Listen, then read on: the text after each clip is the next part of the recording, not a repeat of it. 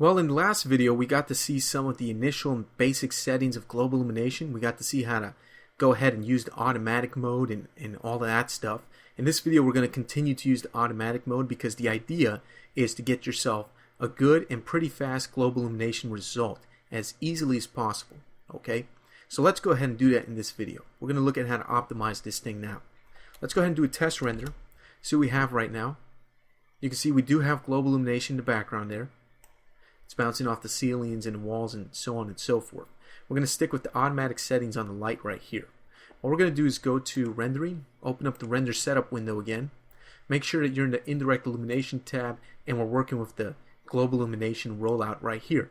Alright, what we're going to do is we're going to go ahead and try to get ourselves a good result because right now, as we can see from this render, we have quite a bit of splotching here on the walls and especially on the ceiling. We want to get ourselves a nice high quality global illumination result rendered in as little time as possible. So the idea here is to optimize and do a little bit of a balancing act.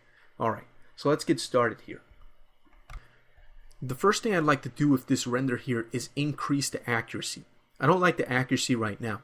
In fact, I don't like the idea of mental ray automatically choosing the accuracy for me because I simply am not happy with that. I want to be in the control. It's like driving a car. I would rather have my hands in the steering wheel than trust some new gizmo that just came out for new cars that turns your steering wheel for you. That'd be actually kind of scary. So what I'm going to do is I'm going to come down here and I'm going to go ahead and take this maximum sampling radius. I'm going to activate this option so that I can manually change the sampling radius. So let's change this radius to 1. And if we go ahead and render this out, what we're going to get is a very splotchy and very nasty result. One thing to keep note of, the smaller your radius, the more accurate your global illumination is going to be, but the more splotching you're going to have. So what we're going to do is we're going to fix the splotching by doing a few changes here. The first thing we need to do is get rid of this splotching by adding more photons. The way global illumination works in mental ray is, if you want to get yourself a really good result with global illumination, you have to use lots of photons. Okay, so where do we add more photons? If you come down here to the light properties section where it says average GI photons per light, it's set to a default of 20,000. If I set this to 2,000, which is a very small amount, render this again, I'm going to get an even worse result. Now we have such a bad result that we can actually see the individual photons hitting the wall, and they're about 1 centimeter in diameter. Okay, this is no good. We need to add lots and lots of photons for this to look good. Now 20,000 wasn't looking good. So what will look good? 200,000 perhaps? Let's try that and see. No, we still get a splotchy result. It looks a lot better, much better improvement, but still doesn't look too good. The reason is when you're working with global illumination photons here with mental ray, you have to use millions of photons. Thousands or even hundreds of thousands are not going to cut it. So let's go from 20,000 photons, which was the default, and let's try 2 million. So that's a 2 and 6 zeros. That's a lot of photons. Let's go ahead and render that out. Now the first thing you notice when rendering out 2 million photons is that the photon emission takes longer. And we can see that here with this little rendering progress window. Okay, now we can see that the scene looks a lot better, but there's still some splotching involved here. You can see that there's some tiny splotching all over the walls and the ceiling, but the overall lighting accuracy is looking pretty good. Now, what I'm going to do next is I'm going to come up here to the accuracy setting, which is called maximum number of photons per sample. By default, it's set to 500.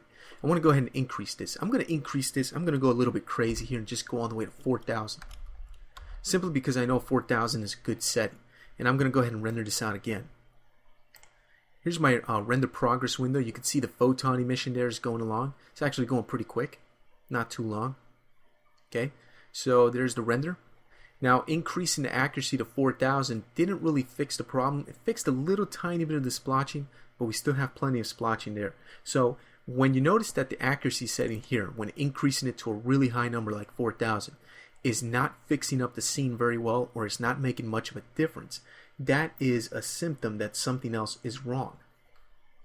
What it usually means, it means that you're using too few photons. Believe it or not, 2 million photons is not enough to get yourself a really good result. But instead of adding more photons, I'm going to try to cheat a little bit here and sacrifice some of my physical accuracy. I'm going to come up here to my maximum sampling radius and change from 1 centimeter to 2. So I'm going to double the size and render this out again. And as you can see, most of the splotching went away just by doing that. And my accuracy still looks pretty good. Okay? But there's still a little tiny bit of splotching and artifacting left there. I'm nitpicking, but still I want this to look really, really good. So what I'm going to do is I'm going to increase the number of photons from 2 million to 3 million. So I'm going to add 1 million more photons to this scene. I'm going to render out again. Okay? Notice the photon emission progress bar right there is going along pretty nicely. It's not too slow. Wish it was faster, but there you go. That's just the way it works. Okay? So here's the render. Looking pretty good. I would say most, if not all, of the splotching has completely disappeared. Now, if I really, really, really want to get rid of any tiny bit of splotching there is, and there practically is no splotching in this scene, but I'm going to go ahead and increase my sampling radius to 4. And by doing that, I'll ensure that all the splotching, all that blotchiness just goes away completely. Now the trick is not to use a sampling radius that's too high, because the larger your sampling radius, the more accuracy you're sacrificing from the lighting. And you don't want to do that, because when you sacrifice the accuracy, you're going to lose the nice contact shadows here, and all these nice dark areas that look defined are going to be lost, and this thing is not going to look very good. Okay, so we got rid of the splotching. This looks pretty good. Alright, so I'm going to say that I'm happy with this. So just to recap really quick, what's the process of going from a splotchy default result to a nice, clean, smooth, and accurate global illumination result? Well, always remember that you need to have millions of photons. Try to use the fewest amount of photons you can get away with before you decide to increase to a super high number of photons, because you may end up having more photons than you actually need, and that of course can increase your render time needlessly. So make sure you have enough photons to get the job done. The other thing is, make sure that you are manually controlling this radius. Now, the automatic mode and letting mental ray control the radius it's good and all, especially for beginners, but I recommend you get into the habit of manually controlling this. Now remember, you want to use as small a number as possible without sacrificing that accuracy. You don't want to go to a really high sampling radius simply because you'll lose accuracy. You'll get rid of the splotching, but you lose your accuracy. So you want to kind of find a number that's balanced in between. We'll get rid of the splotching, but at the same time keep some really good accuracy. And then of course your accuracy up here, the maximum number of photons per sample. Make sure you're using a pretty good number for this. Don't be afraid to use something like 4,000. The reason is because this number actually does not increase rendering time, if at all. It really doesn't hurt or impact your render time. So you can actually go to a number like 2,000 or 4,000 and you'll be fine. Okay, so that pretty much does it for how to tweak and control the accuracy and the quality of the global illumination map. And we actually got this thing rendering out pretty fast. So you can see down here the rendering time, 21 seconds in my case. Pretty good for a 3 million photon map. We're not done with global illumination yet. I'm going to end this video, and in the next one we're going to go ahead and talk about photon maps, how to save them out, how to write them to disk, and how to optimize them.